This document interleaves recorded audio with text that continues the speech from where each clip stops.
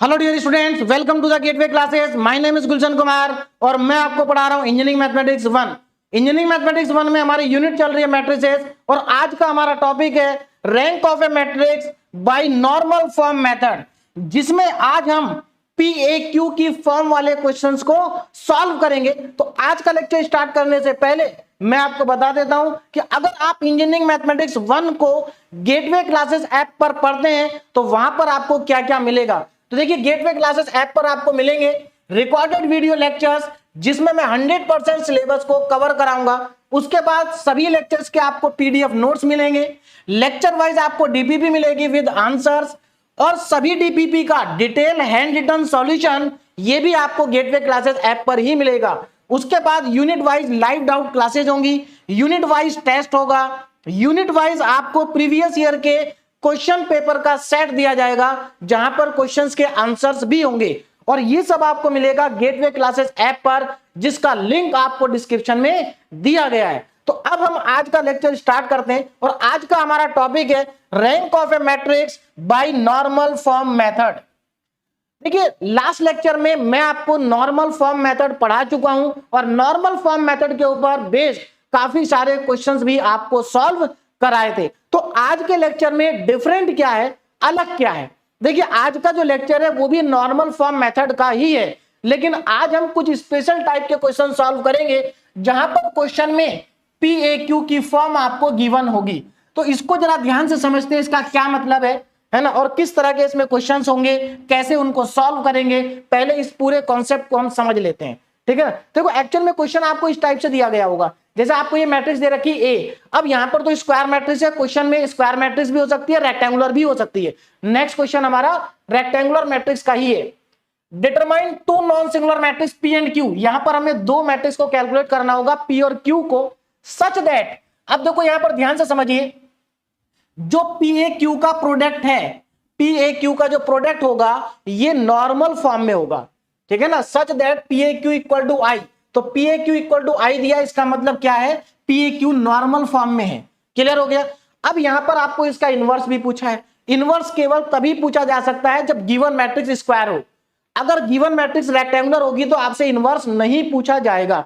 तो इस तरह के क्वेश्चन को कैसे सॉल्व करना है, ये पूरा कॉन्सेप्ट एक बार समझ लेते हैं। देखिए, इन क्वेश्चन को सॉल्व करने के लिए सबसे पहले आप इस फॉर्मूले को यूज करेंगे, है ना। ये यहां पर जो लिखा है इसको हम फॉर्मूले की तरह यूज करेंगे क्वेश्चंस में। देखिए क्या लिखा है, ए एम बाई एन, ये वो मैट्रिक्स है जो आपको क्वेश्चन में गिवन होगी, ठीक है ना। तो मान लेते हैं आपको जो क्वेश्चन के अंदर मैट्रिक्स गिवन है उसका ऑर्डर है एम बाई एन का, m number of row, n number of column. इसको आप लिखेंगे इक्वल टू, किसके इक्वल लिखेंगे, अब जरा ध्यान से समझिए। यहां पर देखिए मैंने ए लिखा, ए यही वाली मैट्रिक्स है एम बाई एन ऑर्डर की। इस मैट्रिक्स से पहले आप लिखेंगे आई एम। आई एम क्या है, ये एक आइडेंटिटी मैट्रिक्स है जिसका ऑर्डर एम के इक्वल होगा। क्लियर है ना। और उसके बाद भी लिखेंगे आप आइडेंटिटी मैट्रिक्स और इसका ऑर्डर होगा एन। यानी कि अगर हम यहां पर ध्यान से समझे तो इसका मतलब ये है कि अगर इस ए मैट्रिक्स में नंबर ऑफ रो एम है तो ये जो पहले वाली आइडेंटिटी मैट्रिक्स है इसका ऑर्डर एम बाई एम का होगा। जैसे फॉर एग्जांपल, अगर मान लो इस मैट्रिक्स में 3 रो हैं तो इस आइडेंटिटी मैट्रिक्स का जो ऑर्डर होगा वो 3x3 का होगा। क्लियर हुआ। और अगर इसमें नंबर ऑफ कॉलम 2 है तो इस आइडेंटिटी मैट्रिक्स का ऑर्डर 2x2 का होगा। तो मेरे ख्याल से ये पॉइंट आपको क्लियर हो गया होगा। तो ये हम यूज करेंगे एज अ फॉर्मूला। कोई भी क्वेश्चन स्टार्ट करेंगे पीएक्यू को फॉर्म का तो यहीं से स्टार्ट करेंगे। अब आपको देखो, ध्यान से समझो, अब आपको करना क्या है। देखिए, सबसे पहले आप क्या करेंगे, both row and column elementary transformation, क्योंकि आप जानते हैं कि नॉर्मल फॉर्म में हम एलिमेंट्री रो ट्रांसफॉर्मेशन भी अप्लाई कर सकते हैं, एलिमेंट्री कॉलम ट्रांसफॉर्मेशन को भी अप्लाई कर सकते हैं। तो आपको एलिमेंट्री रो और कॉलम दोनों टाइप के ट्रांसफॉर्मेशन का यूज करके इस ए मैट्रिक्स को नॉर्मल फॉर्म में कन्वर्ट करना है। बात समझ में आ गई, किसमें कन्वर्ट करना है, नॉर्मल फॉर्म में। इसका मतलब ये हुआ कि ए को आप कन्वर्ट करेंगे नॉर्मल फॉर्म में। तो मैं यहां पर लिख लेता हूं नॉर्मल फॉर्म। तो ए मैट्रिक्स को आप कन्वर्ट कर देंगे किसमें, नॉर्मल फॉर्म में, जैसे हमने लास्ट लेक्चर में किया था। नाउ इक्वल टू, अब जरा ध्यान से देखो, जब आप एलिमेंट्री ट्रांसफॉर्मेशन लगाओगे तो अब ऐसा तो नहीं है ना कि केवल ए में लगाओगे भाई। जब आप ए में अप्लाई कर रहे हो, लेफ्ट साइड में अप्लाई कर रहे हो, तो आपको राइट साइड में भी अप्लाई करना पड़ेगा। अब कैसे अप्लाई करेंगे राइट साइड में, इस बात को जरा ध्यान से समझिए। देखिए, जब आप एलिमेंट्री रो ट्रांसफॉर्मेशन इसमें अप्लाई करेंगे ए में, तो याद रखना वही एलिमेंट्री रो ट्रांसफॉर्मेशन आपको इस पहली वाली मैट्रिक्स में अप्लाई करना है आई एम में। यानी कि ए से पहले जो आइडेंटिटी मैट्रिक्स लिखी हुई है इसमें आप एलिमेंट्री रो ट्रांसफॉर्मेशन अप्लाई करेंगे जो आप ए में अप्लाई कर रहे हैं। क्लियर हुआ? अच्छा, अगर आप इसमें कॉलम ट्रांसफॉर्मेशन का यूज करते हैं तो वो सिमिलर कॉलम ट्रांसफॉर्मेशन आप इस आई एन में यूज करेंगे। तो मेरे ख्याल से आपको मेरा पॉइंट क्लियर हो गया होगा कि रो ट्रांसफॉर्मेशन आई एम में अप्लाई करना है। याद रखना, रो इसमें करना है, इसमें नहीं करना है। कॉलम इसमें करना है, इसमें नहीं करना है। और इसमें रो और कॉलम दोनों करने हैं। जब आप ऐसा करेंगे तो ऐसा करने से आप इस मैट्रिक्स को कन्वर्ट कर देंगे नॉर्मल फॉर्म में। और जब ये लेफ्ट वाली मैट्रिक्स नॉर्मल फॉर्म में आ जाएगी तो याद रखना, क्योंकि आपने ट्रांसफॉर्मेशन इसमें भी लगाया है, तो ये मैट्रिक्स हमारी कन्वर्ट हो जाएगी पी में। ए में कुछ नहीं करना क्योंकि हम ए में कोई ऑपरेशन यहां पर नहीं लगा रहे हैं, तो ए ऐसे ही आएगा। और ये जो आई एन है इसमें हम कॉलम ट्रांसफॉर्मेशन लगा रहे हैं, तो ये मैट्रिक्स आपकी कन्वर्ट हो जाएगी क्यू में। इस तरीके से आपका जो क्वेश्चन है वो कंप्लीट हो जाएगा। क्यों? क्योंकि देखिए, आपने इसको नॉर्मल फॉर्म में कन्वर्ट कर दिया। नॉर्मल फॉर्म मतलब मैं आपको लास्ट लेक्चर में पढ़ा चुका हूं कि अगर किसी भी गिवन मैट्रिक्स को नॉर्मल फॉर्म में कन्वर्ट करना हो तो आप उसको आइडेंटिटी मैट्रिक्स में कन्वर्ट कर दीजिए, वही आइडेंटिटी मैट्रिक्स नॉर्मल फॉर्म कहलाएगी। क्लियर है? तो ये हमारी नॉर्मल फॉर्म बन जाएगी, ये हमारा पी बन जाएगा और ये हमारा क्यू बन जाएगा, और हमारा जो क्वेश्चन है वो कंप्लीटली सॉल्व हो जाएगा। इन्हीं तीनों बातों को मैंने नीचे लिखा हुआ, जरा ध्यान से समझिए। Reduce the matrix A on LHS. जो एलएचएस में मैट्रिक्स ए है इसको रिड्यूस करना है किसमें? नॉर्मल फॉर्म में। कैसे करना है? रो और कॉलम ट्रांसफॉर्मेशन से।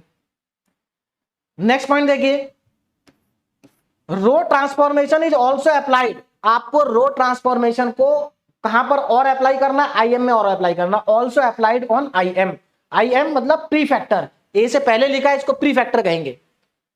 Column transformation is also applied on I N. Column transformation आप आई एन में भी अप्लाई करेंगे, और ये क्योंकि बाद में लिखी हुई मैट्रिक्स है तो ये कैसे हो गई? पोस्ट फैक्टर हो गई। यहां पर एक जो इंपॉर्टेंट नोट है उसको मैं यहां पर आपको बता देता हूं। इंपॉर्टेंट नोट यहां पर क्या है देखिए जरा, ये बहुत इंपॉर्टेंट पॉइंट है, ध्यान रखना, नहीं तो आप परेशान रहेंगे आंसर को लेके। देखिए, इंपॉर्टेंट नोट यहां पर ये है कि जो पी और क्यू है, P and Q, P and Q R not unique. अब इसका मतलब क्या हुआ? इसका मतलब यह हुआ कि अगर मान लीजिए एक ही क्वेश्चन को मैं 4 स्टूडेंट को सॉल्व करने के लिए दूं, 4 स्टूडेंट्स को अगर मैं सॉल्व करने के लिए देता हूं, तो हो सकता है कि चारों स्टूडेंट्स का आंसर पी और क्यू की जो वैल्यू है वो चारों स्टूडेंट्स की अलग अलग आए। तो अब इसका मतलब ये नहीं है कि उनका आंसर गलत है, इसका मतलब ये बिल्कुल भी नहीं है कि उनका आंसर गलत है, क्योंकि पी और क्यू यूनिक नहीं होते हैं, मतलब ये अलग अलग आंसर आ सकते हैं। क्योंकि देखिए, डिपेंड करेगा भाई, अलग अलग स्टूडेंट अलग अलग टाइप के ट्रांसफॉर्मेशन लगा सकते हैं, तो अलग अलग ट्रांसफॉर्मेशन लगाने से आंसर अलग अलग आते हैं। तो इस चीज का आप ध्यान रखेंगे कि जो पी और क्यू है, जब आप ये क्वेश्चन सॉल्व करेंगे तो हो सकता है कि आपका जो आंसर है वो बुक के आंसर से मैच ना करे। 80% केस में आंसर मैच नहीं करेगा। क्लियर हो गया? कभी कभी कर भी सकता है, वो तब कर सकता है जब आपके ऑपरेशन और बुक के ऑपरेशन क्या हो? सेम हो। तो मेरे ख्याल से ये पॉइंट आपको क्लियर हो गया होगा। ठीक है, चलिए अब हम क्वेश्चन को सॉल्व करते हैं। तो यहां पर याद रखना, जब स्क्वायर मैट्रिक्स दी होगी तो आपसे इनवर्स पूछा जा सकता है, और अगर रेक्टेंगुलर मैट्रिक्स आपको दी होगी तो वहां पर आपसे इनवर्स नहीं पूछा जाएगा, क्योंकि इनवर्स केवल स्क्वायर मैट्रिक्स का एग्जिस्ट करता है, रेक्टेंगुलर मैट्रिक्स का इनवर्स आप कैलकुलेट नहीं कर सकते। चलिए अब हम क्वेश्चन को स्टार्ट करते हैं। तो जैसा कि मैंने आपको बताया, पी ए क्यू की फॉर्म का कोई भी क्वेश्चन आप स्टार्ट करेंगे तो सबसे पहले ये फॉर्मूला लिखेंगे। तो मैं इस फॉर्मूले को लिख लेता हूं। क्या है? देखिए, A M by N is equal to I M A I N. अब यहां पर जरा ध्यान से समझेंगे इस बात को। देखिए, यहां पर देखिए जो गिवन मैट्रिक्स है उसका ऑर्डर कितना है? 3/3 का। इसका मतलब m और n की वैल्यू 3/3 है। तो यहां पर मैं इसको लिख सकता हूं a 3/3 इज इक्वल टू, अब क्योंकि m की वैल्यू 3 है तो ये आइडेंटिटी मैट्रिक्स का ऑर्डर क्या हो जाएगा? 3/3। a और इसका ऑर्डर भी क्या हो जाएगा? 3/3 का। अब यहां पर इन सब की वैल्यू को मैं पुट करने जा रहा हूं। तो A 3/3, भाई A 3/3 तो यही है ना 3/3 की मैट्रिक्स, तो इसको सब्स्टिट्यूट कर देते हैं यहां पर। तो चलिए पुट करते हैं यहां पर मैट्रिक्स A। तो मैट्रिक्स A का ऑर्डर है हमारा, देखिए जरा ध्यान से, मैट्रिक्स A 3 2 0 -3 -3 -1 4 4 1, ये हो गई हमारी मैट्रिक्स इक्वल टू।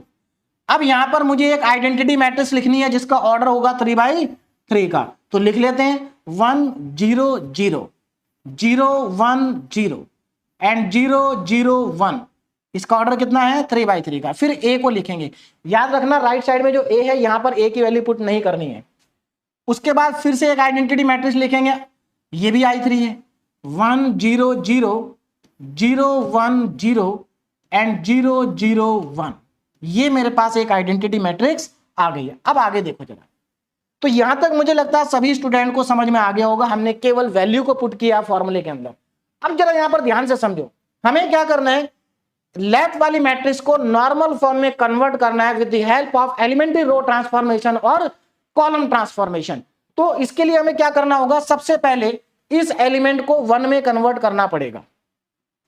अब देखो जरा ध्यान से समझना, इस 1 को कन्वर्ट करने के, इसको 1 में कन्वर्ट करने के बहुत सारे तरीके हैं, ठीक है। देखो जैसे आप क्या कर सकते हैं, एक तरीका तो ये कि इस वाले कॉलम से इस 3 को माइनस कर दीजिए, यहां पर 1 बन जाएगा, और जब ये यहां पर 1 बन जाएगा तो इस कॉलम को और इस कॉलम को आपस में एक्सचेंज कर देंगे, एक तरीका।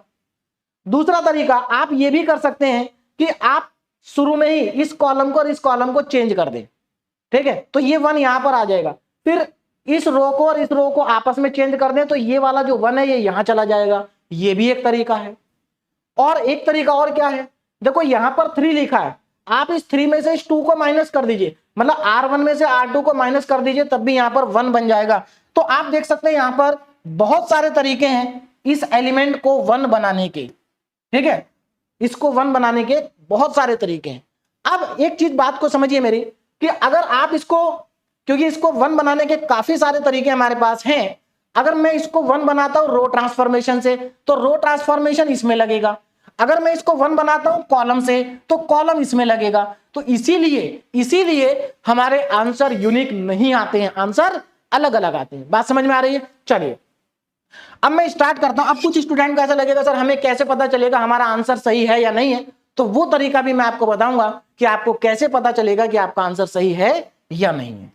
चलिए पहले मैं इसको 1 बनाता हूं, और 1 बनाने का इसको सबसे आसान तरीका जो मुझे नजर आ रहा है वो ये है कि आप यहां पर R1 में से R1 में क्या करें, चेंज करें, और R1 में से R2 को माइनस कर दें, क्योंकि बाकी जो और तरीके हैं उनमें क्या करना पड़ेगा, आपको 2 स्टेप पे जाना पड़ेगा, यहां एक ही स्टेप में 1 बन जाएगा।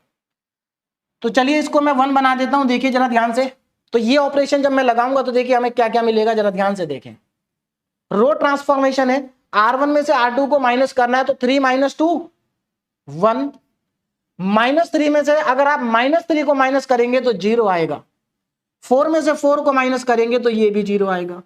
आगे बढ़ते हैं, अब जरा ध्यान से समझो, क्योंकि ये रो ट्रांसफॉर्मेशन हम अप्लाई कर रहे हैं, तो रो ट्रांसफॉर्मेशन पहली वाली मैट्रिक्स में लगता है, तो रो ट्रांसफॉर्मेशन इसमें भी लगेगा।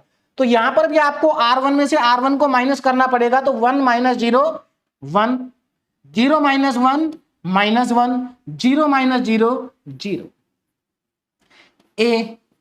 अब ये बाद वाली मैट्रिक्स है, इसमें कॉलम ट्रांसफॉर्मेशन लगता है, तो कॉलम तो अभी हमने लगाया नहीं है, तो इसको एज इट इज लिख देंगे, जैसी है वैसा का वैसा ही लिखेंगे, 1 0 0, ठीक, 0 1 0 और 0 0 1। तो मेरे ख्याल से यहां तक आपको क्लियर हो गया होगा कि किस तरह से हमने यहां पर ऑपरेशंस को लगाया है। अब आगे बढ़ते हैं और नेक्स्ट ऑपरेशन देखते हैं कि क्या लगाना। देखिए अब जरा यहां पर ध्यान दीजिए, पहले मैट्रिक्स को कंप्लीट कर लेता हूं। देखो तो ये तो हमारा पहला, अब देखो यहां पर R2 में कोई ऑपरेशन नहीं लगा, R3 में कोई ऑपरेशन नहीं लगा, तो इनको तो कॉपी करना पड़ेगा। 2 -3 4 0 -1 1 0 1 0 0 0 1, ठीक। अब आगे बढ़ते हैं, देखिए तो हमारे पास यहां पर 1 बन चुका है। अब क्या करें, अब इसको 1 बनाते हैं पहले। मैंने आपको बताया था कि नॉर्मल फॉर्म, देखिए हमें क्या करना है, इसको नॉर्मल फॉर्म में कन्वर्ट करना है। तो नॉर्मल फॉर्म में कन्वर्ट करने का तरीका क्या होता है, सब नॉर्मल फॉर्म मतलब आप इसको आइडेंटिटी मैट्रिक्स में कन्वर्ट कर दीजिए, वही इसकी नॉर्मल फॉर्म होगी। तो आइडेंटिटी मैट्रिक्स में कन्वर्ट करने के लिए सबसे पहले क्या करते हैं, इसको 1 बनाते हैं, फिर इसके नीचे जितने भी नंबर है उनको 0 बनाते हैं, फिर उसके बाद इसके सामने 0 बनाते हैं, फिर इस एलिमेंट को 1 बनाते हैं, फिर इसके नीचे 0 बनाते हैं, इसके सामने 0 बनाते हैं और फिर इसको 1 बनाते हैं। ये तरीका होता है आइडेंटिटी मैट्रिक्स को बनाने का। चलिए अब आगे बढ़ते हैं। देखिए तो मुझे क्या करना है, इस 2 को 0 बनाना है, तो मैं यहां पर क्या ऑपरेशन लगाऊंगा, जरा ध्यान से समझिए। यहां पर हमारा ऑपरेशन लगेगा R2 में चेंज, R2 में change R2 plus -2 times of R1। देखिए सीधी सी बात है, इस 2 को 0 बनाना है तो इस 2 में -2 को ऐड कर दीजिए, तो इस 1 को -2 से मल्टीप्लाई करके इसमें ऐड करना है। याद रखना जब आप 1 के नीचे 0 बनाते हैं तो इस 1 की हेल्प से ही बनाते हैं, 1 की हेल्प से ही 0 बनते हैं, इस चीज का ध्यान रखेंगे। तो चलिए इस ऑपरेशन को मैं यहां पर अप्लाई कर देता हूं, देखिए क्या आएगा। तो हमारी लेफ्ट साइड में जो मैट्रिक्स है, R1 में कोई चेंज नहीं है, इसलिए पहले मैं R1 लिख लेता हूं 1 0 0 इक्वल टू, यहां पर भी जो मैट्रिक्स है R1 में कोई चेंज नहीं है, तो 1 -1 और 0, फिर A आएगा।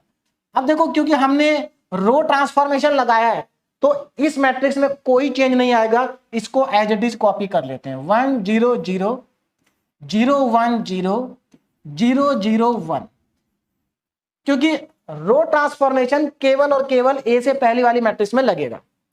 अब आगे बढ़ते हैं। देखिए अब मैं ये ऑपरेशन लगाने जा रहा हूं, R2 में change R2 plus 2 times of R1। अब जरा ध्यान से समझो, यहां पर तो आ जाएगा 0, है ना। अब क्योंकि यहां 0 है दोनों जगह पर, तो R2 यानी कि -3 में 0 ऐड करोगे 0 ही आएगा, 4 में 0 ऐड करोगे 4 ही आएगा, तो इसमें तो कोई चेंज आएगा नहीं, ये -3 और 4 ही आएगा, इधर चेंज आएगा। देखिए यहां पर हमारे पास R2 रो क्या है, यहां पर R2 रो है 0 1 0, ये है ना R2। इसमें ऐड क्या करना है, इसमें ऐड करना है माइनस का 2 टाइम्स ऑफ R1, यानी कि इस रो को -2 से मल्टीप्लाई कर दो, तो -2 +2 और 0। अब इनको आप ऐड करो तो देखो क्या आएगा, ये आ जाएगा -2। देखो यहां पर ध्यान से समझिए, हमारे पास कितना आएगा, -2 +2 और 0, ये आ जाएगा। ठीक, R3 में कोई चेंज नहीं है, R3 को फिर से एज इट इज जैसी है वैसी कॉपी कर देंगे, तो 0 -1 और 1, 0 0 एंड 1, ये मेरे पास आ जाता है। ठीक, अब इसके आगे बढ़ते हैं। देखिए तो 1 के नीचे 0 बना दिया, अब 1 के सामने 0 बनाएंगे, लेकिन यहां तो 1 के सामने पहले से ही 0 आ गया, मतलब एक स्टेप आपका बच गया, क्योंकि यहां देखो 1 के सामने पहले से 0 आ गए। अगर ये 0 नहीं होते तो कॉलम ट्रांसफॉर्मेशन का यूज करके इनको 0 बनाते। तो अब क्या करेंगे, अब हम इसको 1 बनाना है हमें। अब इसको 1 बनाने का तरीका क्या है, देखिए कुछ स्टूडेंट हो सकता है कि ऐसा कर दें कि इसको -3 से डिवाइड कर दें तो +1 बन जाएगा, गलत तरीका नहीं है, लेकिन क्या प्रॉब्लम है कि फ्रैक्शन आ जाएगा। और मैंने आपसे कहा था कि जब तक फ्रैक्शन से बच सकते हैं तब तक फ्रैक्शन से बचेंगे, तो यहां पर अभी हम फ्रैक्शन से बच सकते हैं। क्यों, क्योंकि इसके नीचे -1 लिखा है, तो एक काम करो, इस रो को और इस रो को आपस में एक्सचेंज कर दो। अब देखो यहां पर भी अलग अलग स्टूडेंट अलग अलग तरीके से 1 बना सकते हैं। कैसे, आप इन दोनों रो को ऐड कर दें। देखो अगर आप ऐसा कर दें कि -3 को 4 में ऐड कर दें तो भी 1 बन जाएगा, ये भी एक तरीका है, गलत नहीं है, आसान तरीका है। तो यहां पर अलग अलग तरीके से आप इसको 1 बना सकते हैं। मैं फिलहाल इसको एक्सचेंज करके बना रहा हूं, तो R1 में चेंज, सॉरी R1 नहीं है, R2 है, R2 को चेंज करेंगे R3 के साथ। बाकी एक थोड़ा सा इससे भी आसान तरीका ये है कि आप यहां पर ये ऑपरेशन लगा दें, C2 में चेंज C2 + C3, C2 में चेंज C2 + C3, तो ये 1 बन जाएगा, क्योंकि ये -3 + 4 1 हो जाएगा और ये 0 बन जाएगा। ये भी एक तरीका है, मैं फिलहाल इसको लगा देता हूं, आप उसको भी अप्लाई कर सकते हैं। आंसर आपका वेरी कर जाएगा, जो आंसर मेरा आएगा आपका नहीं आएगा अगर आप कॉलम ट्रांसफॉर्मेशन यहां पर अप्लाई करेंगे। चलिए अब मैं यहां पर इस ऑपरेशन को लगा रहा हूं, जरा ध्यान से सोचो क्या है, ध्यान से देखो क्या है। देखिए R2 और R3, R1 में कोई चेंज नहीं है तो मैं R1 को एज इट इज लिख देता हूं, 1 0 0 इज इक्वल टू 1 -1 1 -1 और 0 A। अब ये तो कॉलम मैट्रिक्स, इसमें तो कॉलम ट्रांसफॉर्मेशन लगेगा, तो ये तो पूरी मैट्रिक्स ऐसे ही आएगी, 1 0 0 0 1 0 0 0 1। ठीक है, अगर आप यहां पर कॉलम ट्रांसफॉर्मेशन लगाते हैं तो वो कॉलम इसमें लगेगा, याद रखना। चलिए अब आगे देखिए जरा, अब मैं R2 को R3 से क्या कर रहा हूं, चेंज कर रहा हूं। तो यहां पर ये मैट्रिक्स ये रो पहले आएगी 0 0 -1 +1, यहां पर 0 0 और 1, और यहां आ जाएगा 0 -3 4 -2 +2 और 0, ये हमारे पास आ जाएगा।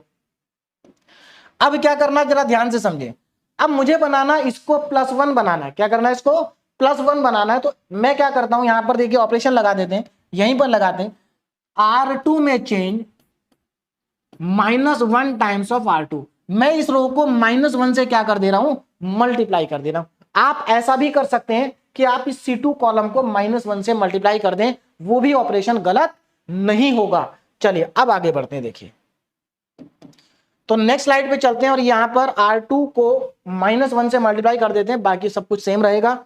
तो मैं यहां पर मैट्रिक्स लिख लेता हूं, देखिए तो यहां से लिखना स्टार्ट करते हैं। देखिए जरा ध्यान से, देखिए मैट्रिक्स क्या है हमारे पास, 1 0 0, पहली रो हमारे पास है 1 0 0 इज इक्वल टू, यहां पर 1 0 0 1 -1 0 1 -1 और 0 A 1 0 0। अभी तक हमने इसमें कोई ऑपरेशन लगाया ही नहीं है, तो ये वैसी रहेगी आइडेंटिटी मैट्रिक्स 0 0 1। ठीक, अब यहां पर देखो जरा, R2 को -1 से मल्टीप्लाई करना है, तो 0 1 -1 आएगा, 0 1 -1 0 1 -1 0 -1 1 0 0 1 0 0 1। अच्छा यहां पर कुछ 0 1 -1, ठीक है 0 1 -1, ठीक।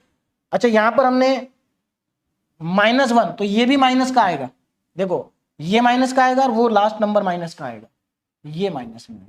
बाकी थर्ड रो में कोई चेंज नहीं होगा, 0 -3 4 0 -3 और 4, उसके बाद 0 -3 4 -2 2 0 -2 +2 एंड 0, ये हमारे पास आ चुका। अब आगे देखो जरा, अब मुझे क्या करना है, मुझे इसको 0 बनाना है, तो फिर से एलिमेंट्री रो ट्रांसफॉर्मेशन लगाऊंगा मैं, 1 के नीचे 0 बनाना है। तो देखिए अब क्या लगाएंगे, R3 में change R3 +3 times of R2। भाई इसको -3 को ऐड कर दो इस 3 टाइम्स ऑफ R2 के साथ, यानी कि +3 के साथ, तो ये ऑपरेशन हमारा लग जाएगा। अब देखिए क्या आएगा, जैसे आप इस ऑपरेशन को लगाते हैं तो आपके पास आ जाएगा, R3 में चेंज करना है तो R1 R2 तो ऐसे ही लिख दो पहले, 1 0 0 इज इक्वल टू 1 -1 और 0 A 1 0 0। ठीक, आगे बढ़ते हैं। R2 में कोई चेंज नहीं है, 0 +1 है, 0 1 -1 0 0 -1 एंड 0 1 0। आगे बढ़ते हैं, R3 में चेंज आएगा, देखिए ये 0 बन जाएगा। अब यहां पर देखो जरा, R3 4 है, इसका माइनस का 3 टाइम्स हो जाएगा, तो 4 - 3 1 बचेगा। सेम ऑपरेशन हमें यहां भी लगाना है, R3 में चेंज करना है, R3 में 3 टाइम्स ऑफ R2, तो ये तो -2 ही रहेगा। यहां पर 2 + 3 टाइम्स ऑफ 0, तो ये भी 2 रहेगा, और यहां पर आ जाएगा -3, इसमें कोई चेंज नहीं। अब आगे देखो नेक्स्ट ऑपरेशन क्या आएगा। अब यहां पर जरा ध्यान से देखो, नेक्स्ट ऑपरेशन हमारा क्या आएगा। देखिए हमें अब क्या करना है, हमने 1 के नीचे 0 बना दिया, 1 के नीचे 0 बना दिया। अब क्या करना है, इसको 0 बनाना है 1 के सामने वाला। अब पहली बार हम यहां पर कॉलम ट्रांसफॉर्मेशन हमें लगाना है। इसको 0 बनाने के लिए कॉलम ट्रांसफॉर्मेशन का यूज करना पड़ेगा। देखिए C3 में चेंज C3 + C2, आप इसमें इसको ऐड कर देंगे तो 0 बन जाएगा। तो चलिए मैं यहां पर ये ऑपरेशन लगा देता हूं, देखिए कितना आएगा, ध्यान दीजिए। तो C3 में चेंज करना है, किसमें करना है, C3 में। देखो तो C1 में कोई चेंज नहीं है, 1 0 0 0, C2 में भी नहीं है, 0 1 0, इसमें चेंज होगा। C3 में C2 को ऐड करना है, 0 + 0 0 -1 + 0 1 + 0 1 आएगा, ये आ गया, इज इक्वल टू 1। देखिए अब हमने कॉलम ट्रांसफॉर्मेशन लगाया तो इसमें कोई ऑपरेशन नहीं लगेगा, तो 1 -1 और 0 0 0 -1 एंड -2 + 2 -3, और यहां पर लिखेंगे आप a, और यहां पर अब आप ऑपरेशन लगाएंगे C3 में चेंज C3 + C2, तो देखिए C1 में कोई चेंज नहीं है, 1 0 0 0 1 0, और यहां पर देखिए C3 में C2 को ऐड करना है तो 0 + 0 0 0 + 1 1 एंड 0, ये मेरे पास आ चुका है, ठीक है ना। तो यहां पर आप देख सकते हैं कि जो हमारी लेफ्ट वाली साइड है वो लेफ्ट साइड किस में कन्वर्ट हो चुकी है, आइडेंटिटी मैट्रिक्स में कन्वर्ट हो चुकी है, जिसका ऑर्डर 3/3 का है। इसका मतलब ये नॉर्मल फॉर्म है हमारी, क्या है ये, नॉर्मल फॉर्म हमारी आ चुकी है। यहां पर हमारा एक नंबर गलत आ रहा है, उसको क्रॉस चेक कर लेते हैं जरा, है ना। एक्चुअल में यहां पर हमारे पास 3 आना चाहिए, देखो अब ध्यान देना, यहां पर 3 है, देखते हैं, तो यहां पर 3 है तो यहां पर भी 3 होना चाहिए, यहां कोई ऑपरेशन लगा नहीं, यहां भी 2 है, तो इस 2 को चेक करते हैं, इस 2 की जगह 3 आना चाहिए। देखते हैं ये 2 कहां बनाया था हमने, यहां पर भी हमने इस 2 को नहीं बनाया, हाँ यहां इंटरचेंज किया था, तो इसका मतलब ये 2 पहले यहां था, इसका मतलब यहां पहले 3 होना चाहिए था। तो एक बार इसको चेक कर लेते हैं कि यहां पर एक्चुअल में 3 होना चाहिए था, देखते हैं, यहां शायद हमने ऑपरेशन गलत लगाया, तो R2 में change R2 + 2 -2 times of R1, यहां पर आ जाते हैं। देखिए ये 1 था, 1 में ऐड करना है इसका -2 टाइम, तो -2 × 1 +2 और 1 3, तो यहां पर एक्चुअल में ये 3 था, इसी वजह से वहां पर गलत आ रहा है, तो इसको मैं क्या कर देता हूं 3, तो आप भी इसको चेंज कर लें, ये 3 है यहां, तो अब यहां पर अगर 3 होगा तो उसके बाद यहां पर भी 3 आएगा, तो यहां सभी जगह पर 3 आ जाए, क्लियर है। चलिए तो आपका यहां पर भी क्या आएगा, 3 आएगा, ठीक, उसके बाद यहां 3 आएगा, उसके बाद यहां 3 आएगा, तो ये हमारा करेक्ट होगा, ठीक है ना। चलो अब देखिए जरा ध्यान दीजिए, मैंने यहां पर जो ऑपरेशन लगाए हैं, अगर आप भी यही ऑपरेशन लगाएंगे तो आपका आंसर मेरे आंसर के साथ मैच करेगा। अगर आप कुछ और ऑपरेशन लगाते हैं तो इसका मतलब ये नहीं है कि आपका गलत आंसर होगा, लेकिन आपका आंसर मेरे आंसर के साथ मैच नहीं करेगा। अब मैं आपको लास्ट में बताऊंगा कि कैसे आप क्रॉस चेक कर सकते हैं। देखिए सबसे पहले तो हमारे पास जो अब आ चुका है, देखिए लेफ्ट साइड में क्या है, ये आइडेंटिटी मैट्रिक्स है I इज इक्वल टू, अब देखिए जब लेफ्ट वाली मैट्रिक्स आपकी I बन जाएगी तो ये P बनेगी और ये Q बनेगी, यही मैंने आपको बताया था। अगर लेफ्ट वाली मैट्रिक्स आपकी आइडेंटिटी मैट्रिक्स बन जाती है तो वो नॉर्मल फॉर्म होगी, और यहां पर ये P होगा और ये Q होगा, तो इसका मतलब I = PAQ हमारा बन चुका है, I = PAQ बन चुका है। अब यहां पर जरा ध्यान देना, तो यहां पर हमारे पास जो P है, अब देखो मैं P को लिखने जा रहा हूं, P कितना है, वेयर P = वेयर, अब यहां पर जरा ध्यान दीजिए P कितना है, तो यहां पर P की वैल्यू हमारे पास आ रही है, P = P हमारे पास एक 3/3 की मैट्रिक्स है, 1 -1 1 -1 और 0 0 0, ये P है, 0 0 -1 और -2 एंड 3 और -3, ये मेरे पास है P। अब Q देखते हैं जरा, Q क्या है, Q की वैल्यू भी लिखते हैं, Q हमारे पास है ये मैट्रिक्स 1 0 0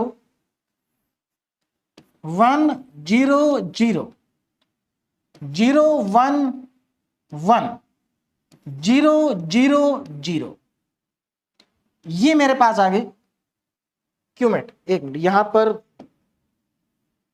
ये कितना है, 1 है ना, ये कितना है, 1, तो यहां पर जरा ध्यान दीजिए, ये भी हमारे पास क्या है, 1, क्योंकि यहां पर हमने क्या किया था, C3 में C2 को ऐड किया था, तो ये 1 क्लियर हो गया, और ये 1, तो हमारे पास P की वैल्यू आ गई, Q की वैल्यू आ चुकी है। तो ये हमसे पूछा गया था P और Q कितना है, तो हमने P को भी कैलकुलेट कर लिया और Q को भी कैलकुलेट कर लिया, क्लियर है। अब यहां पर जरा एक बात ध्यान से सुनिए, यहां पर आपसे पूछा था determine two non singular matrix P and Q, P Q को हमने निकाल चुके हैं हम, और आपसे इसका इनवर्स भी पूछा है। लेकिन एक चीज और यहां पर पूछी जा सकती है, वो पूछा जा सकता है कि इसकी रैंक कितनी है। तो ध्यान देना, रैंक कितनी है इसकी। अब यहां पर जो हमारे पास ये आइडेंटिटी मैट्रिक्स बनी है, इसका ऑर्डर कितना है, 3/3 का है, तो इसका मतलब इसकी रैंक 3 होगी। यही तो हमने नॉर्मल फॉर्म में पढ़ा था। अगर मान लेते हैं यहां पर ये 0 बन जाता 1 की जगह, तो इसकी रैंक हो जाती 2, क्योंकि आइडेंटिटी मैट्रिक्स 2/2 की बचती। क्लियर है। तो अगर मुझसे यहां पर पूछा नहीं गया, लेकिन अगर मुझसे यहां पर पूछा जाए कि इस मैट्रिक्स की रैंक कितनी है, तो मैं कहूंगा कि इस मैट्रिक्स की रैंक है 3। अब एक पार्ट हमारा बच गया, हमें इसका इनवर्स निकालना है। तो देखिए इसका इनवर्स कैसे निकालेंगे वो मैं आपको बता देता हूं। तो इनवर्स के लिए आप डायरेक्ट फॉर्मूला याद कर सकते हैं, लेकिन अभी वो फॉर्मूला कैसे आएगा वो मैं आपको कैलकुलेट करके दिखा देता हूं। देखिए अब यहां पर जरा ध्यान से देखिए फॉर्मूला कैसे आएगा। तो हमारे पास इक्वेशन क्या आ रही है, I इक्वल टू, जरा ध्यान से समझे, यहीं से फॉर्मूला बनेगा, I इक्वल टू PAQ, ये मेरे पास इक्वेशन है। देखिए क्या करेंगे, इस इक्वेशन में दोनों साइड में आप सबसे पहले P इनवर्स से मल्टीप्लाई कर दीजिए, P इनवर्स I, और ये प्री मल्टीप्लाई कर रहा हूं मैं, ध्यान देना, P inverse PAQ।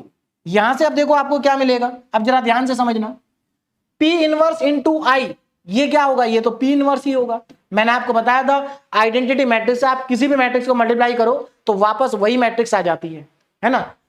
Right side में चलते हैं, P इनवर्स इंटू P। अगर मैं आपसे पूछूं कि ये P इनवर्स इंटू P की वैल्यू क्या होगी, तो आप सब अच्छे से जानते हैं कि P इनवर्स इंटू P होगा I, क्या होगा, I AQ। अब आपको ये भी मालूम है कि I से देखो ये AQ क्या है, एक मैट्रिक्स है, और इसके साथ अगर आप I का मल्टीप्लाई करेंगे तो ये तो वापस AQ ही आ जाएगा। ठीक, अब ये लेफ्ट साइड में P इनवर्स आ गया, मुझे इस P इनवर्स को फिर से वापस खत्म करना है, P इनवर्स को यहां से हटाना है। तो अब मैं यहां पर क्या करूंगा, P से दोनों तरफ मल्टीप्लाई कर दूंगा, और इस बार मल्टीप्लाई करेंगे पोस्ट मल्टीप्लीकेशन, P को बाद में रखेंगे तो यहां भी बाद में रखेंगे AQP। तो लेफ्ट साइड में क्या बन गया I, और राइट साइड में क्या बन गया AQP। देखिए अभी समझ में आ जाएगा ये सब हम क्यों बना रहे हैं। एक्चुअल में हमें क्या करना था ना, इस A को या तो लेफ्ट में या राइट में करना था। क्लियर है ना, या तो लेफ्ट में कर दो या राइट में कर दो। अब यहां पर आप देख सकते हो A हमारा लेफ्ट में आ गया। अब क्या करूं मैं, अब मुझे चाहिए A इनवर्स, तो एक काम करो, दोनों तरफ A इनवर्स से प्री मल्टीप्लीकेशन कर दो, A inverse into I equal to A inverse into A और Q इंटू P। अब मेरे ख्याल से आपको समझ में आ गया होगा कि क्या फॉर्मूला बनेगा। देखिए यहां पर क्या फॉर्मूला बन रहा है, तो लेफ्ट साइड में A इनवर्स इंटू I है, तो लेफ्ट साइड में तो बचेगा A इनवर्स, क्योंकि I की मल्टीप्लाई अगर आप A इनवर्स में करेंगे तो A इनवर्स ही आएगा, इक्वल टू, अब इसको देखो जरा ध्यान से, ये जो A इनवर्स इंटू A है ये तो I बन गया, तो इसका मतलब राइट साइड में क्या बन गया IQP, IQP।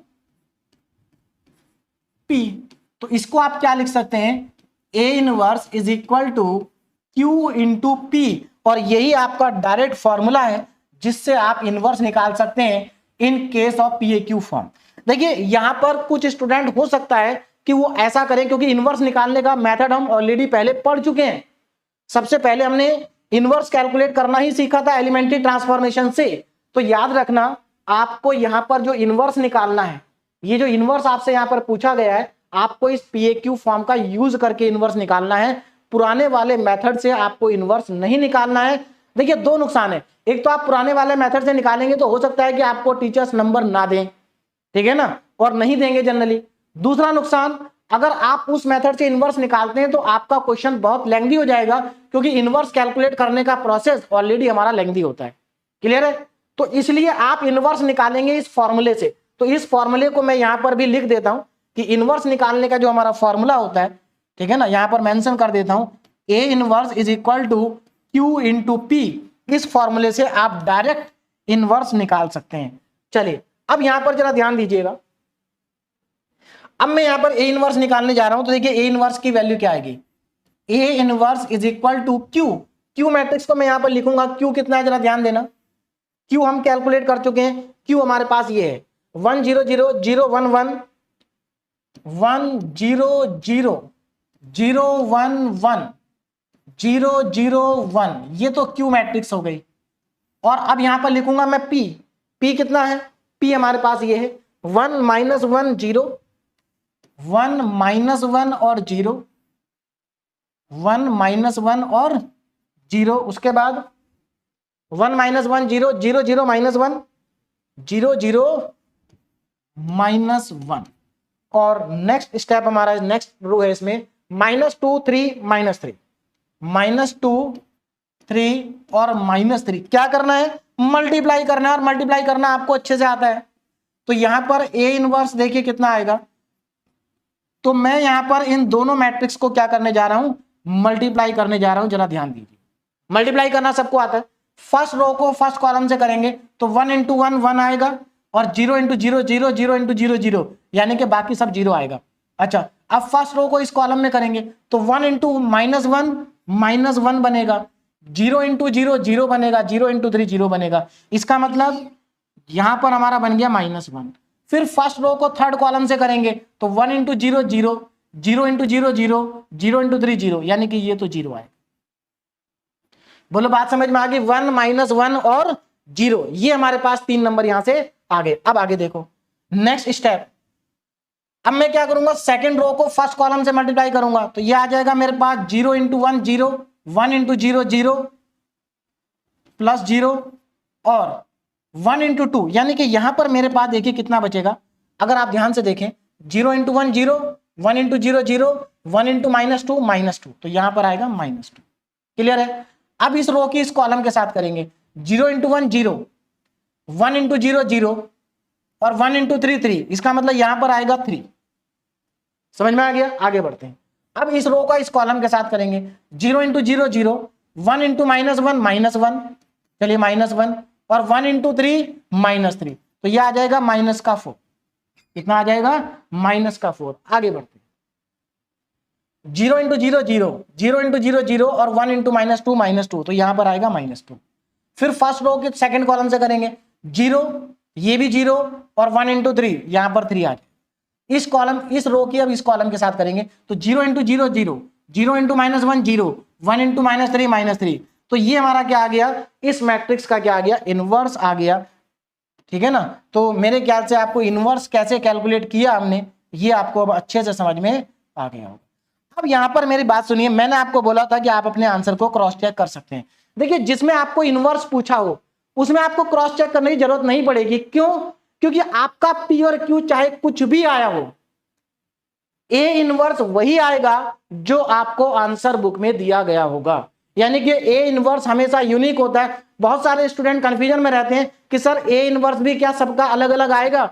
तो मैं आपको बता देता हूं, P और Q भले ही अलग अलग आए, लेकिन A इनवर्स कभी भी किसी का भी अलग अलग नहीं आ सकता। अगर आपका A इनवर्स बुक के आंसर से या मेरे आंसर से मैच नहीं कर रहा है तो इसका मतलब आपका Q और P गलत आया है।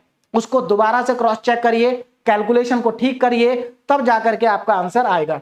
तो जिस क्वेश्चन में आपसे इनवर्स पूछा हो उसमें तो आप अपने आंसर को A इनवर्स को चेक करके देख लीजिए। अगर A इनवर्स ठीक है तो आपका P और Q भी क्या होगा? ठीक होगा, भले ही वो आपका P और Q बुक के आंसर से मैच करे या ना करे। तो मेरे ख्याल से ये पॉइंट आपको क्लियर हो गया होगा। अब यहां पर एक क्वेश्चन और आता है कि सर अगर इनवर्स ना पूछा हो, क्योंकि देखो इस नेक्स्ट वाले क्वेश्चन में इनवर्स नहीं पूछा है क्योंकि ये रेक्टेंगुलर मैट्रिक्स है, तो इसमें इसका आंसर कैसे वेरीफाई करेंगे? तो देखिए, इसका आंसर वेरीफाई करने का तरीका क्या है? इसमें थोड़ा मेहनत करनी पड़ेगी आपको, अगर आपको अपना आंसर वेरीफाई करना है तो। देखिए क्या करेंगे, ये लेफ्ट साइड में तो मैट्रिक्स आ चुकी है हमारी और राइट साइड में ये, तो इसका तरीका ये है कि जब आपका P और Q आ जाए तो यहां पर आप A की वैल्यू और रख देना और इन तीनों मैट्रिक्स को आपस में मल्टीप्लाई कर देना। 3 मैट्रिक्स मल्टीप्लाई करना आपको आता है, कैसे करेंगे? पहले फर्स्ट और सेकंड को करेंगे और फर्स्ट और सेकंड का मल्टीप्लाई करने के बाद जो आएगा उस मैट्रिक्स को थर्ड के साथ करेंगे। अगर इन तीनों मैट्रिक्स का मल्टीप्लिकेशन लेफ्ट वाली मैट्रिक्स के बराबर आ जाता है तो इसका मतलब आपका P और Q क्या है? करेक्ट है। तो चलिए अब हम स्टार्ट करते हैं अपना नेक्स्ट क्वेश्चन, क्वेश्चन नंबर 2। अब हमारे पास रेक्टेंगुलर मैट्रिक्स है, तो देखिए सबसे पहले तो यहां पर हम क्या करेंगे? फॉर्मूला लिखेंगे जहां से हमें क्वेश्चन को स्टार्ट करना है। तो यहां पर देखिए हमारे पास स्टार्ट करेंगे हम, हमारे पास मैट्रिक्स है A जिसका ऑर्डर है m/n is equal to, identity matrix का ऑर्डर हो जाएगा m A और दूसरी आइडेंटिटी मैट्रिक्स का ऑर्डर हो जाएगा n। अब यहां पर हम इसको क्वेश्चन के अकॉर्डिंग चेंज कर लेते हैं। तो यहां पर हमारे पास जो क्वेश्चन है उसमें जो मैट्रिक्स दी गई है उसका ऑर्डर 3/4 का है, तो यहां पर मैट्रिक्स ए का ऑर्डर हो गया 3/4 इक्वल टू, तो अब यहां पर जरा ध्यान देना m की वैल्यू 3 है, इसका मतलब पहली वाली आइडेंटिटी मैट्रिक्स का जो ऑर्डर होगा वो 3/3 का होगा, और दूसरी वाली जो मैट्रिक्स है उसका जो ऑर्डर होगा वो 4/4 का होगा। अब ये सभी वैल्यू को मैं क्या करता हूं यहां पर सब्स्टिट्यूट कर देता हूं। देखिए, तो सबसे पहले a 3/4 जो मैट्रिक्स है उस मैट्रिक्स को हम यहां पर सब्स्टिट्यूट कर लेते हैं। तो मैट्रिक्स हमारे पास है 1 2 3 2 -2 और 0 3 1 3 1 4 3 1 4 -2 3 और 1, ये मेरे पास एक मैट्रिक्स है इज इक्वल टू। अब जरा यहां ध्यान से देखो, यहां पर मुझे पुट करना आइडेंटिटी मैट्रिक्स जिसका ऑर्डर होगा 3/3, तो 1 0 0 0 1 0 0 0 1, उसके बाद a। अब यहां पर जो मैट्रिक्स आएगी उसका ऑर्डर होगा 4/4 का, यानी कि 1 0 0 0 0 1 0 0 0 0 0 1 और 0 0 0 एंड 1, ये मेरे पास होगी 4/4 की आइडेंटिटी मैट्रिक्स। अब जरा आगे देखें ध्यान से, अब हमें क्या करना है, लेफ्ट वाली मैट्रिक्स को नॉर्मल फॉर्म में कन्वर्ट करना है, मतलब हमें इसको आइडेंटिटी मैट्रिक्स में कन्वर्ट करने की कोशिश करनी है। तो सबसे पहले क्या करेंगे, सबसे पहले यहां पर 1 बनाएंगे, लेकिन यहां पर बाय डिफॉल्ट आपको ऑलरेडी 1 दिया है, तो एक स्टेप हमारा बच गया। उसके बाद क्या करेंगे, 1 के नीचे दोनों 0 बनाएंगे, तो ये 0 बना लेते हैं हम। जरा ध्यान से देखो कैसे, इस 2 को 0 बनाना है, तो 2 का 0 कैसे बनेगा, रो ऑपरेशन हमें यहां पर लगाना पड़ेगा। तो देखिए यहां पर मैं ऑपरेशन लगाता हूं, R2 में चेंज, जरा ध्यान से देखिए R2 में चेंज, क्या चेंज करेंगे R2 में, R2 में चेंज R2 प्लस माइनस का 2 टाइम्स ऑफ R1, फिर R3 में चेंज करेंगे R3 प्लस माइनस का 3 टाइम्स ऑफ R1। देखिए इसको 0 बनाना है तो क्या करो, 2 में -2 ऐड कर दो, इसको 0 बनाना है तो 3 में -3 को ऐड कर दो, उसके लिए मैंने यहां पर ऑपरेशन लिख दिए हैं। अब नेक्स्ट स्टेप देखें जरा, नेक्स्ट स्टेप में क्या आएगा जरा ध्यान से देखें। देखिए तो ये ऑपरेशन लगा रहे हैं हम R2 R3 में, यानी कि पहली रो में कोई चेंज नहीं आएगा, तो मैं यहां पर फर्स्ट रो को लिख लेता हूं, फर्स्ट रो को यहां पर लिख लेते हैं। देखिए फर्स्ट रो में क्या एलिमेंट है हमारे पास, 1 2 3 एंड -2, 1 2 3 -2। आगे बढ़ते हैं, थोड़ा पास लिखना पड़ेगा, इस जगह कम है हमारे पास, 1 2 3 एंड -2, ठीक, इज इक्वल टू, यहां पर देखो 1 0, अच्छा 1 रो सेम है, 1 0 0, उसके बाद यहां पर a, और यहां पर आएगी हमारे पास 4/4 की मैट्रिक्स 1 0 0 0 0 1 0 0 0 0 1 0 और लास्ट में 0 0 0 यहां पर 1, ठीक। आगे बढ़ते हैं, देखिए उस मैट्रिक्स को मैंने पूरा क्यों लिख दिया, क्योंकि यहां पर हमने एलिमेंट्री रो ट्रांसफॉर्मेशन कर रहे हैं, और एलिमेंट्री रो ट्रांसफॉर्मेशन इसमें अप्लाई नहीं होगा, इसमें अप्लाई होगा और इसमें अप्लाई होगा। चलिए अब यहां पर देखिए जरा क्या आएगा हमारे पास ऑपरेशन है R2 - 2 टाइम्स ऑफ R1, तो मैं यहां पर एक काम करता हूं, पहले R2 को लिख लेता हूं, 2 -2 1 और 3, इसमें क्या ऐड करना है, R2 में माइनस का 2 टाइम्स ऑफ R1 ऐड करना है, तो यानी कि -2 टाइम्स, तो ये माइनस का 4 हो जाएगा, ये माइनस का 6 हो जाएगा, और ये माइनस माइनस प्लस का 4 हो जाएगा, ऐड कर दीजिए 0 -6 -5 और 7, तो यहां पर आएगा 0 -6 -5 और 7, ठीक। आगे देखो, उसके बाद यही ऑपरेशन हमें लगाना है, इस वाली मैट्रिक्स में भी लगाना है, तो देखो यहां कितना आ जाएगा, जरा ध्यान से देखो, यहां पर आपके पास आ जाएगा 0 माइनस, देखिए 0 में -2 R1 ऐड करना है, तो ये -2 आएगा, है ना। देखो 0 में माइनस का 2 R1, यहां 1 आएगा, -2 1 और ये आएगा 0। चलिए अब ये ऑपरेशन लगाते हैं R3। अब जरा ध्यान से देखो, मैं यहां पर पहले R3 रो को लिख लेता हूं, 3 0 4 1, 3 0 4 1, इसमें ऐड करना माइनस का 3 टाइम्स ऑफ R1, तो यहां पर -3 आएगा, यहां पर -6 आएगा, यहां पर माइनस का 9 आएगा और यहां पर प्लस का 6 आएगा। आप देखो कितना आ रहा है, 0, -6, -5 और 7, यानी कि 0, -6, -5 और 7। आगे बढ़ते हैं, नेक्स्ट रो देखो, नेक्स्ट में यहां पर क्या आएगा। अब यही ऑपरेशन मुझे यहां भी लगाना है, तो देखो 0 प्लस माइनस का 3R1, यानी कि यहां पर -3 आएगा, -3। उसके बाद यहां 0 आएगा और ये 1 आएगा। तो हमारा ऑपरेशन कंप्लीट हो गया। अब आगे देखें नेक्स्ट क्या करना पड़ेगा। देखो अब यहां पर सबसे पहले मुझे 1 के सामने 0 बनाना पड़ेगा, ये तीनों 0 बनाने होंगे।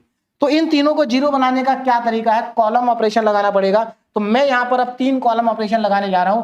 देखिए C2 में चेंज, C2, देखिए C2 में क्या ऐड करें कि ये 0 बन जाए, 2 में क्या ऐड करोगे कि ये 0 बन जाए, तो माइनस का 2 टाइम्स ऑफ C1 ऐड कर दीजिए। फिर C3 में क्या ऐड करें, C3 में क्या ऐड करें कि ये 0 बन जाए, तो आप माइनस का 3 टाइम्स ऑफ C1 ऐड कर दीजिए। C4 में क्या ऐड करें कि ये 0 बन जाए, C4 में क्योंकि ये माइनस में है तो 2 टाइम्स ऑफ C1 ऐड कर दीजिए। ये तीनों ऑपरेशन लगाएंगे तो हमारे ये तीनों 0 बन जाएंगे। चलिए इनको अप्लाई करते हैं। तो सबसे पहले मैं मैट्रिक्स लिख लेता हूं। देखिए C2, C3, C4 में चेंज है, तो 1 में तो कोई चेंज है नहीं, 1, 0 और 0। चलिए इसमें चेंज है, ये 0 हो जाएगा। ध्यान से देखो जरा, ये क्या हो जाएगा, 0, है ना। अब मैंने आपको बताया था कि जब आप 1 के नीचे 0 बना लेते हैं तो 1 के सामने 0 बनाना बहुत ही आसान है। क्यों, क्योंकि 1 ये जो यहां पर ध्यान से समझो जरा, क्यों आसान है, क्योंकि ये वाले जो एलिमेंट होते हैं इनमें कोई चेंज नहीं आता है। आप चाहे तो करके भी देख सकते हैं, इनमें कोई चेंज नहीं आता है। कब, जब आप 1 के नीचे 0 बना चुके हो और 1 के सामने आपको 0 बनाने हो। तो यहां पर इसका मतलब ये 0 बन जाएगा, ये भी 0 बन जाएगा और ये भी 0 बन जाएगा, और यहां पर इनमें कोई चेंज नहीं आएगा। -6, -5 और 7, -6, -5 और 7।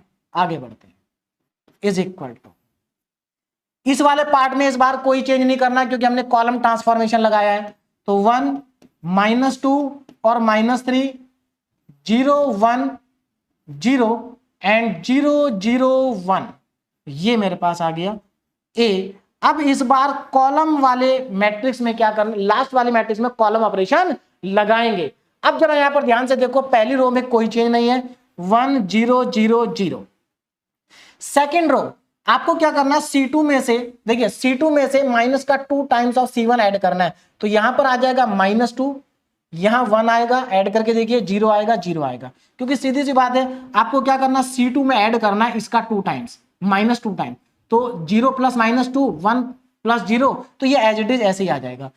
थर्ड रो में देखो C3 में क्या चेंज होगा, C3 में इसका 3 टाइम, तो यहां पर -3 आएगा, बाकी इसके नीचे 0 आएगा, ये 1 आएगा, ये 0 आएगा।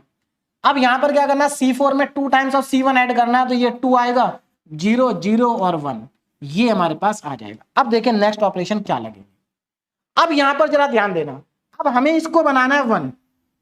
अब यहां पर इसको 1 बनाने के बहुत सारे तरीके हैं, है ना। और आप इसको ऐसा भी कर सकते हैं कि पहले 1 बाद में बना लेंगे, पहले आप इसको 0 बना लो। तो देखो 1 बनाने के तरीके बहुत सारे क्यों हैं। एक 1 बनाने का तरीका तो ये हो गया कि आप इस कॉलम को, C2 कॉलम को -6 से क्या कर दीजिए, डिवाइड कर दीजिए। तो जब आप यहां पर -6 से डिवाइड करेंगे तो आप यहां पर C2 कॉलम को भी -6 से डिवाइड करेंगे। तो एक तरीका तो ये हो गया कि आपने इसको -6 से डिवाइड कर दिया तो ये 1 बन गया, और यहां पर आपने -6 से डिवाइड कर दिया। लेकिन उससे प्रॉब्लम क्या होगी कि यहां पर फ्रैक्शन आ जाएगा और फिर उस पूरी मैट्रिक्स में फ्रैक्शन आते चले जाएंगे।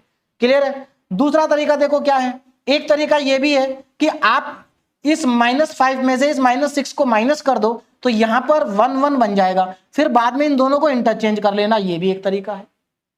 ठीक है ना। और क्या तरीका है, और एक तरीका ये है कि आप C2 कॉलम को और C4 कॉलम को ऐड कर दो।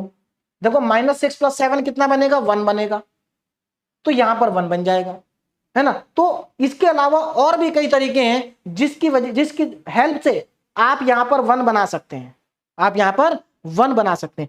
अलग अलग तरीके से करने से अलग अलग आंसर आते हैं। मैं यहां पर जो सबसे आसान तरीका है मैं उसको अप्लाई करने जा रहा हूं। देखिए मैं क्या करता हूं, यहां पर C2 में चेंज, C2 में चेंज C2 + C4 कर देता हूं। मैं क्या कर रहा हूं, यहां पर C2 में चेंज कर रहा हूं और C2 में C4 को ऐड कर रहा हूं, तो -6 + 7 यहां पर 1 आ जाएगा। देखिए चेंज C2 में होगा, C4 में नहीं होगा। क्लियर है? चलिए अब हम आगे बढ़ते हैं और नेक्स्ट स्टेप देखिए क्या आएगा। तो आगे लिखता हूं मैं इसको 1। अब यहां पर ध्यान दीजिए जरा, तो हमारे पास जो मैट्रिक्स है उसको मैं यहां पर लिखने जा रहा हूं। तो सबसे पहले देखिए क्या आएगा, 1 0 0, पहले कॉलम में कोई चेंज नहीं है, तो 1 और 1 के नीचे 2 0 आ जाएंगे। आगे बढ़ते हैं। देखिए जब आप इसमें C2 में C4 को ऐड करेंगे तो ये 0 + 0 0, -6 + 7 1, -6 + 7 1, तो 0 1 1 आ जाएगा। 0 1 और 1। आगे बढ़ते हैं। C3 में कोई चेंज नहीं है, 0 -5 -5 आएगा, 0 -5 -5, यहां भी कोई चेंज नहीं है, 0 7 7 आएगा। आगे बढ़ते हैं। इक्वल टू में अब क्योंकि कॉलम ट्रांसफॉर्मेशन है तो इस वाली मैट्रिक्स में कोई चेंज नहीं है, तो 1 0 0, तो यहां पर 1 0 एंड 0। सेकेंड रो क्या है, -2 1 0, -2 1 और 0। नेक्स्ट रो क्या है, -3 0 1, -3 और 0 1, मैट्रिक्स ए। अब यहां पर जरा ध्यान से देखो इसमें क्या आएगा। देखिए कॉलम ऑपरेशन लगाना पड़ेगा, C2 में चेंज करना पड़ेगा, C4 को ऐड करना पड़ेगा। पहले कॉलम में कोई चेंज नहीं है तो पहला कॉलम में ऐसे ही लिख देता हूं। देखिए जरा, ए पहले कॉलम में हमारे कोई चेंज नहीं है, तो 1 0 0 0। सेकेंड कॉलम में C2 में C4 को ऐड करना, यानी कि इन दोनों कॉलम को ऐड करना, -2 + 2 0, तो पहला तो एलिमेंट आएगा 0। उसके बाद देखो जरा, अगर आप इन दोनों को ऐड कर रहे हैं तो यहां पर 1 आएगा, यहां 0 आएगा, यहां 1 आएगा, यानी कि 1 0 1 1 0 1। उसके बाद आगे के दो कॉलम में कोई चेंज नहीं है, -3 0, -3 0 1 0, और यहां पर 2 0 0 1, यही है हमारे पास। देखिए 2 0 0 1 और -3 0 1 0, -3 0 1 0। ठीक, तो यहां तक हमारा आ गया। अब आगे देखो जरा, हमारा यहां पर 1 और 1 बन चुका है। अब मुझे क्या करना है, इसको 0 बनाना है। इसको 0 बनाने के लिए मैं ऑपरेशन लगाऊंगा, R3 में चेंज, R3 माइनस का R2। जैसे ही आप R3 माइनस R2 करेंगे आपका 0 बन जाएगा, R3 माइनस R2। अब यहां पर जरा ध्यान देंगे, देखिए तो जब आप इस ऑपरेशन को लगाएंगे R3 माइनस R2, तो पहले दो रो में कोई चेंज नहीं है, 1 0 0 0 0 1 -5 7 0। अब देखिए इसमें से इसको माइनस करेंगे 0, इसमें से इसको माइनस करेंगे 0, और इसमें से इसको माइनस करेंगे 0, ये आ गया, इज इक्वल टू।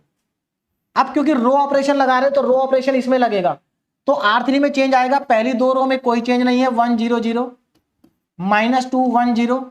अब यहां पर R3 में से R2 को माइनस कर दो, -3 में से -2 माइनस करेंगे तो -1 बचेगा, ये भी -1 बचेगा, तो -1 और 1, ये मेरे पास आ गया ए। अब यहां पर जरा ध्यान दें, R3 में से R2 को माइनस किया है, तो ये R2 है, क्या ये R2, ठीक है, ये हमारे पास है R3 माइनस R2। अब जरा यहां पर ध्यान देना, देखो हमने रो ऑपरेशन लगाया तो इसमें कोई चेंज हमारा नहीं आ रहा, यानी कि 1 0 0 0 0 1 0 1 -3 0 1 0 एंड 2 0 0 1, ये मेरे पास आ जाएगा। अब अगला स्टेप देखो जरा, अब क्या करें, क्या हमारे पास लेफ्ट वाली मैट्रिक्स आइडेंटिटी मैट्रिक्स आ चुकी है? नहीं, अभी हमें इन दोनों को 0 बनाना बाकी है, तो इन दोनों को भी 0 बना देते हैं कॉलम ऑपरेशन से। तो देखिए ये C3 कॉलम, ये C4 कॉलम, तो मैं यहां पर ऑपरेशन लगाऊंगा, C3 में चेंज, C3 में क्या ऐड करूंगी, ये 0 बन जाए, C3 में आप 5 टाइम्स ऑफ C2 ऐड कर दीजिए, इसको 5 से मल्टीप्लाई करके। ठीक, दूसरा ऑपरेशन मैं इसी के एक आगे लिख देता हूं, C4 में चेंज करना है, और C4 में क्या चेंज करना है, C4 में देखिए 7 में क्या ऐड करोगे कि 0 बन जाएगा, तो 7 - 7, यानी कि यहां पर माइनस का 7 टाइम्स ऑफ C2 को ऐड कर दीजिए। अब हमारे पास फाइनल आंसर आ जाएगा। देखिए कैसे, देखिए अब यहां पर देखो जरा, C3 में चेंज है, C4 में चेंज है, पहली दो रो में कॉलम में कोई चेंज नहीं है, तो 1 0 0 0 1 0। अब देखो यहां पर C3 में 5 टाइम्स ऑफ C2 जब आप करेंगे तो ये 0 बन जाएगा, ये 0 और ये 0 है, ये भी 0 आएगा, ये भी 0 आएगा और ये भी 0 आएगा, इज इक्वल टू, अब चलते हैं राइट साइड में, क्योंकि कॉलम ट्रांसफॉर्मेशन है तो इस मैट्रिक्स में कोई चेंज नहीं आएगा। 1 0 0 -2 1 और 0 -1 -1 और प्लस का 1, यहां पर आएगी मैट्रिक्स A।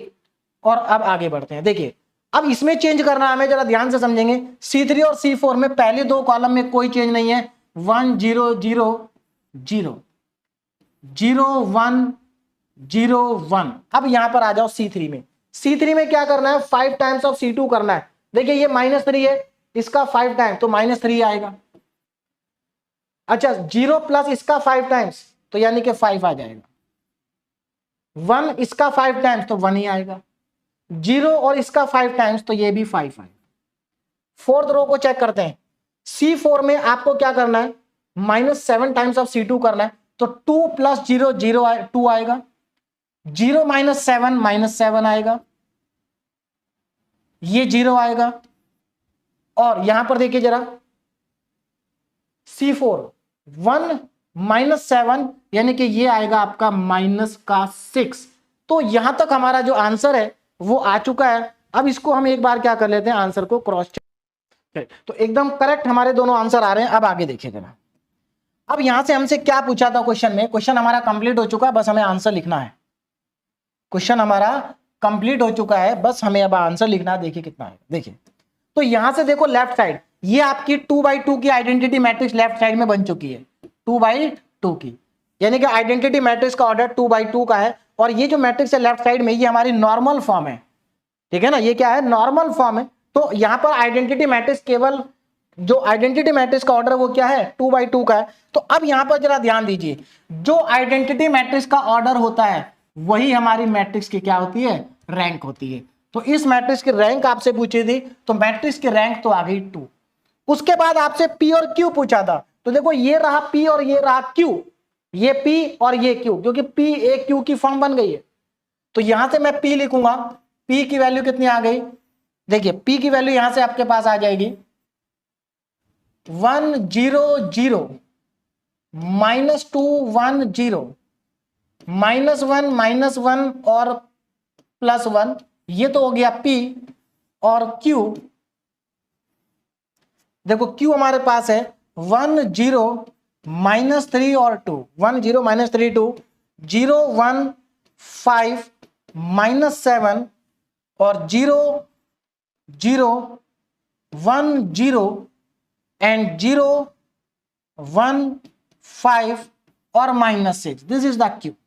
तो हमारे पास P भी आ चुका, Q भी आ चुका है ना, तो यही हमारे क्या है, इस क्वेश्चन के फाइनल आंसर है। अब यहां पर जो मेरे आंसर आ रहे हैं, बुक के आंसर आएंगे वो अलग अलग होंगे। आपके जो आंसर आएंगे, अगर आप मेरे ही जैसे ऑपरेशन लगाते हैं तो आपका आंसर यही आएगा, अलग ऑपरेशन लगाते हैं तो आपका आंसर अलग आएगा। अब यहां पर प्रॉब्लम आएगी कि कैसे क्रॉस चेक करें कि हमारा आंसर ठीक है या नहीं है। तो देखो तरीका ये है क्रॉस चेक करने का, कि यहां पर ये P है, यहां पर A की वैल्यू पुट कर दीजिए जो क्वेश्चन में दे रखी है ये, और आपको क्या करना है, पहले P का मल्टीप्लाई करो A के साथ, और वो जो मल्टीप्लीकेशन आएगा उसका मल्टीप्लाई करो इसके साथ। इन तीनों मैट्रिक्स को मल्टीप्लाई करके अगर आपका ये लेफ्ट वाली मैट्रिक्स आ रही है तो इसका मतलब आपका P और Q क्या है, करेक्ट है। क्लियर है? तो मैं अपने आंसर को क्रॉस चेक करके देख चुका हूं। मेरा जो आंसर है, अगर मैं यहां पर P A Q को मल्टीप्लाई करता हूं तो मेरा आंसर यहां पर यही आता है। इसका मतलब ये P और Q की जो वैल्यू है एकदम करेक्ट है। मैं इनको क्रॉस चेक कर चुका हूं। बाकी आप अगर मेरे से अलग ऑपरेशन आप लगाते हैं और लगा सकते हैं, आपको जो आपका मन करे वो ऑपरेशन आप लगा सकते हैं, बस करेक्ट होना चाहिए, आपका आंसर करेक्ट आएगा। क्रॉस चेक करने का तरीका मैंने आपको बता दिया। ठीक है, चलिए अब यहां पर दो क्वेश्चन आपके लिए डीपीपी में है। इन दोनों क्वेश्चन को आप सॉल्व करेंगे तो आपको ये पूरा जो प्रोसीजर है बहुत अच्छे से क्लियर हो जाएगा। अब ध्यान रखना, यहां पर मैंने P और Q के आंसर लिख जरूर दिए हैं, लेकिन आपका आंसर इनसे मैच करेगा इसके चांसेस बहुत कम है। आंसर वेरी कर सकता है। आपको क्रॉस चेक करने का तरीका मैंने बता दिया। अब देखिए, ये जो टॉपिक है एक्चुअली P Q फॉर्म वाला, ये थोड़ा सा कॉम्प्लिकेटेड सा टॉपिक है, क्योंकि यहाँ पर कैलकुलेशन थोड़ी सी ज्यादा है और यहां से एग्जाम में क्वेश्चन रेगुलर नहीं आता है, कभी कभी यहां से क्वेश्चन पूछा जाता है। तो मैं आपको बता दूं, अगर ये क्वेश्चन एग्जाम में पूछा जाता है और अगर इसके चॉइस में दूसरा वाला क्वेश्चन आपको आता है, बिल्कुल आता होगा, अगर जितना मैं आपको पढ़ा रहा हूं अगर आप उतना पढ़ लेते हैं तो आपको चॉइस वाले आंसर भी, क्वेश्चंस भी क्या होंगे, आ रहे होंगे। और अगर आपको इसके चॉइस वाला दूसरा क्वेश्चन अच्छे से आता है तो आप इसके चॉइस वाला क्वेश्चन ही करना, क्योंकि यहां पर थोड़ा सा अगर चॉइस वाला आंसर नहीं आता तब तो आप इस क्वेश्चन नहीं आता तब तो आप इसको करेंगे ही करेंगे, लेकिन अगर इसके चॉइस वाला क्वेश्चन आपको आता है तो आप कोशिश करिएगा इसको स्किप करने की, क्योंकि इसके जो क्वेश्चंस होते हैं वो थोड़ा सा टाइम कंज्यूमिंग होते हैं, थोड़ा सा टाइम इनमें ज्यादा लगता है। दूसरी चीज, आंसर भी वेरी कर जाते हैं तो कई बार आपको पता भी नहीं चलेगा, तो उसके लिए आपको क्रॉस चेक करना पड़ेगा, क्रॉस चेक करने में भी आपका समय खराब होगा।